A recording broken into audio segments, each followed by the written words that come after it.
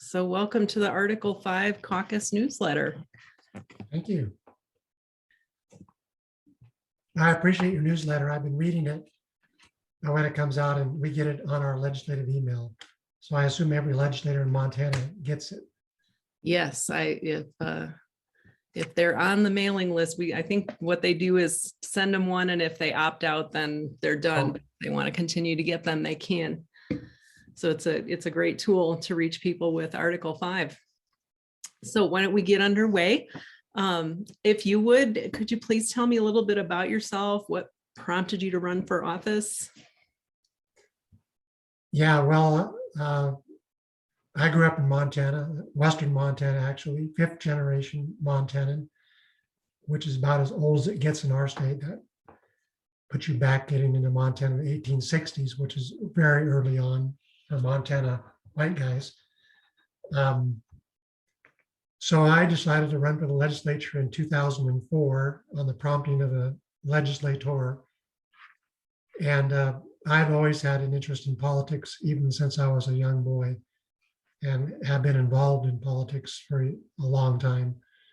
So my basic themes are limited government, free markets, free enterprise, individual liberty, personal responsibility, those big themes.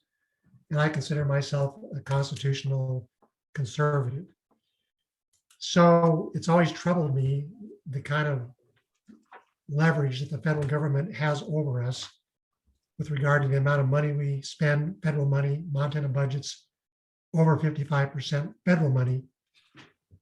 So that's always troubled me, and the kind of intrusion in the states that the federal government has had, and it just continues to get worse, as you know. So I was in the House 4 terms between 05 and 12. I termed out, and then I had a business that made it very difficult to run and serve in that business. So I stayed out until I retired in 17. And then I was elected to the Senate in 2020. So although I was in leadership in the House, I just served my first term in the Senate. So a constituent, get you back into Article 5 and Convention of States, how I got involved as a constituent approached me, which I think is a great story. And what I tell every time I speak, that I got into the Article 5 Convention of States movement because a constituent approached me and asked if I'd sit down with him for tea. We did. And then he asked if I'd ever heard of Article 5 or Convention of States. I did, but I wasn't positive, and I let him know that. But I did promise him at that time that I would look at it more carefully, because I'd never really looked at it. I just had parroting what I'd been told. So I looked at it carefully. I read the Convention of States website, their information. I came across Rob Nadelson's Article 5 Information Center. At some point, came across his book, The Law of Article 5. I got that book. I read the book. And I did more than read it. I studied the book. I read a lot of the references in his footnotes, Harvard journals, Florida law reviews, the original history of Convention of States, all their original documents, what they did, how they were called, what their instructions were, did they go off track, the history of our constitutional convention, all the calls to that convention, blah, blah, blah. At some point came to the conviction that this was both an opportunity and an obligation of the state legislatures and legislators to address federal dysfunction. And that the conviction was that if we didn't, then we were complicit and culpable in the federal dysfunction in Washington. So that's to bring you up to speed, how I got involved and so forth. Great. That's great. So hundreds of Montanans turned out for the 2 events that you held with Rob Nadelson there. Can you talk about what your feel was for their familiarity with Article 5 and the level of support among constituents for a convention? Well, a little background there too. So the Convention of States movement is pretty active in Montana. And when I got involved, I decided to kind of team up with Convention of States because they're very well organized. They have a lot of grassroots support. And I think that's important. That's how I got involved, grassroots convention of state support, just inviting their legislator to have tea.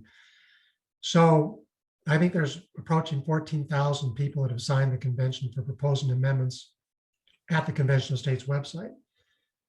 So we lost the vote on the Senate floor on my resolution 24-26. So it became clear to me that what we need to do is have more people that are knowledgeable, either they're knowledgeable through the Convention of States work, or they're let's say ignorant, but I don't mean that negatively. I mean, they just don't know anything about it. Mhm. So I decided that it would be prudent if we work with the Convention of States grassroots to do a speaking tour with Rob Nadelson. And unfortunately, Rob has a lot of affinity to Montana. So he loves the state. He loves the opportunity to be back in Montana. So we have a little leverage there that no other state really has. Mhm. And we're close.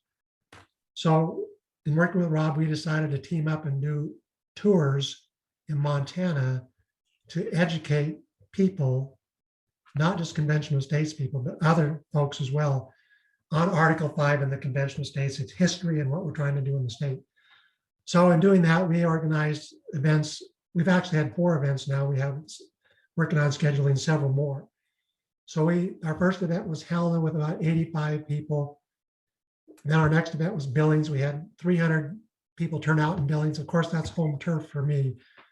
So you, by nature, you're going to get a little better turnout when you have a home senator that knows a lot of people. And we have a lot of people, probably over 1,000 in our county, that have signed that petition. And many of them were willing to help call people, motivate people. We've got some conservative groups in Montana, in Billings, that were also on board and drove their people there. So we had a wonderful attendance in Billings with over 300. The crowd was enthusiastic, to say the least. You know, they're cheering and clapping and with us all the way, because I think everybody gets the problem.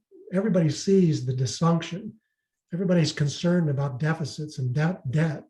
Everybody's concerned about, you know, imperial monarchs in the White House issuing orders that just raise your hackles, that they have no business interfering in. So they get the problem. What they don't get is the solution. And what I've been telling groups is that the solution is not in Washington. I relay the message that Senator Daines and I had a conversation about this, and I can't speak for him that he's on board with Convention of States, but he is on board with the idea that Washington cannot change from Washington. His words to me were, Washington cannot change from Washington. I've been here 7 years. I can see it. It is impossible. So clearly to fix Washington, you got to do it from the states and the people. Well, you know who agrees with you? Barack Obama. He We have something in famously common. said, while he was still in office, he said, you can't fix Washington from the inside. Well, too many people, and we say this in my talk, Rob gets more into the history of Article 5 in Convention of States and what the framers and ratifiers said about it. But in my talk, I'm focused in on it's your legislators that are going to make the change. And we've got to quit looking at Washington. It's a mistake. And I always am saying that I'm all for electing conservatives. I'm all for that. I've given a lot of money to that. I've done a lot of work to get that to happen. But the answer is not electing another conservative. The answer is structural reform through amendments. Yeah, that's good. I'm typing that because that's a good headline. We met also, so Rob and I met in Billings and Helena, had great turnouts there. And interestingly enough, we were also on the radio on several stations. I was on a different station. Rob was on a different station. We were on together. And we have these events that keep tipping over more people, that even opponents that had previous opponents are now on board. And what happens is somebody tells somebody who tells somebody. Now we've been invited back to Helena to speak to a group of 300. So we'll get back to that in Helena. We were in Kalispell with a group of 125. We're in Great Falls. We had 2 groups there of around 65 that we met with. So we had about 130 people in Great Falls that we met with. But we're continuing to connect to more people who connect to more people. And the word's getting out that this is the solution. Yeah, word of mouth really is. One of the things that I've noticed through my work with Article 5 is how people's opinion of it depends greatly on who is the first person they heard it from. If it's somebody that they know and trust, they tend to be favorable towards it. If it's somebody that they view as politically problematic, it's going to be much harder to win them over.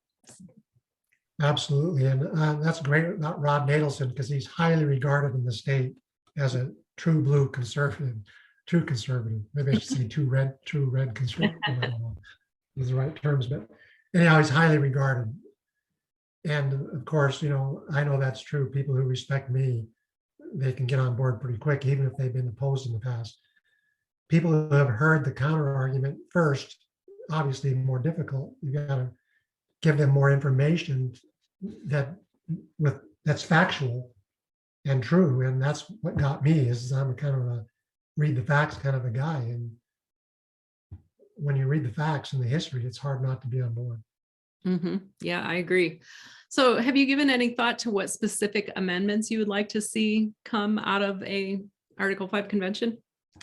Well, the resolution that I carried in the Senate simply says this, that it's calling for Congress to call for a convention to propose amendments under Article 5 limited to 3 subjects: impose fiscal restraints on the federal government, limit the power and jurisdiction of the federal government, and impose term limits on its officials and members of Congress. And I can take those in reverse order.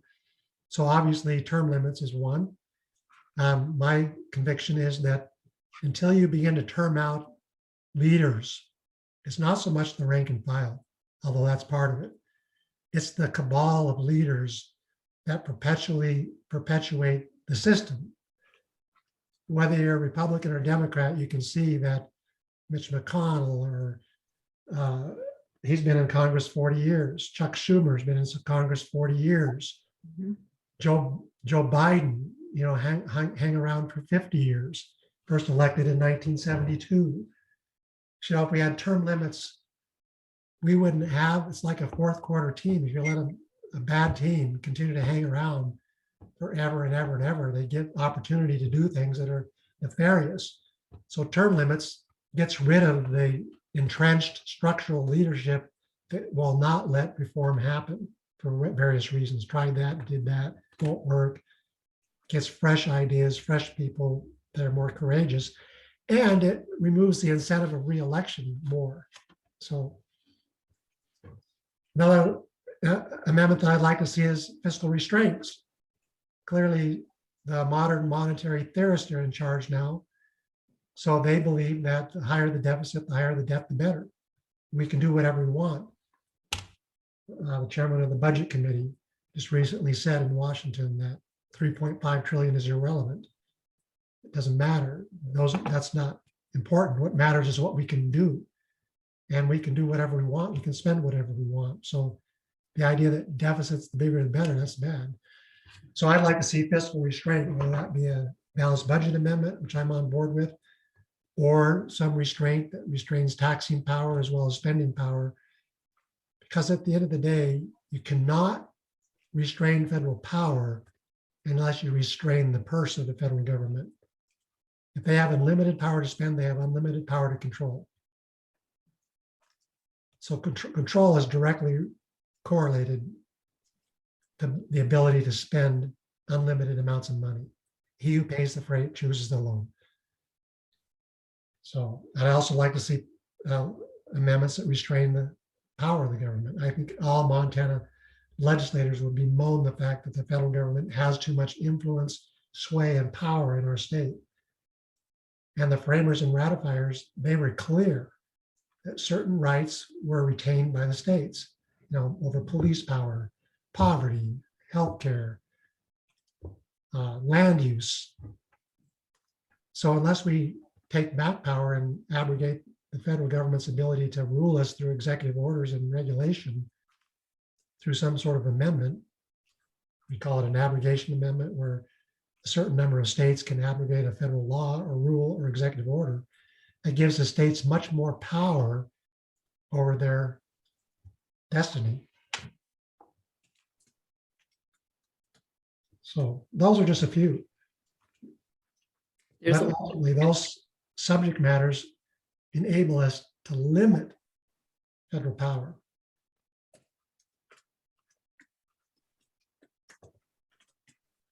Okay. So is there anything that you would like to say to your fellow state legislators who are hesitant to support an Article 5 convention?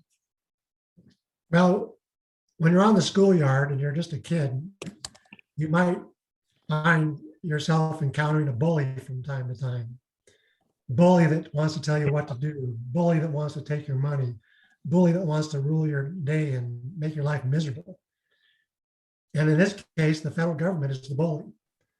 If the state legislators, for whatever excuse, oh, this won't work, or this has never been tried, or which is not true. If we don't stand up to the bully will rule the roost. He'll begin to take more and more power, more and more authority, and destroy every vestige of state power we have. So we've continued to let the bully rule for generations. And if we don't stand up to the bully in Washington, if the state doesn't get some backbone and stand up, then we will just be a vassal state. We will no longer be a free state. Get educated. Go back and read those convention of states. Realize what they can do. Realize their power. Realize their ability to do things. This is a peaceful, well thought out constitutional solution, and we need to start exercising it. Or we're culpable and complicit in what Washington's doing. Well said. Is there anything you'd hoped I would ask that I haven't yet?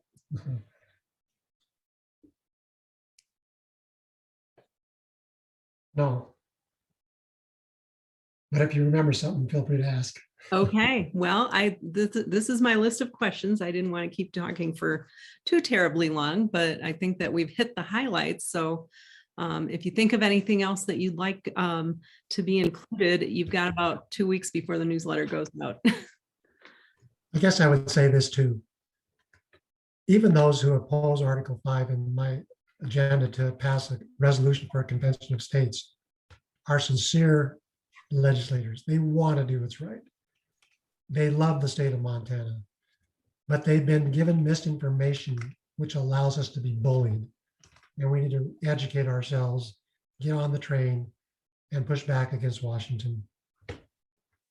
Yeah, that's been my experience too. I was the legislative liaison for Convention of States project in Illinois before we moved out to Colorado. And that was my impression as well, that the overwhelming majority of legislators on both sides of the aisle really do want to serve their constituents. And so it was up to me to go to them and show them how Article 5 serves their constituents. And I had dozens from both parties signed on as co-sponsors. So Yeah, it can be done. It can really be done. So well, sometime we'll have to chat.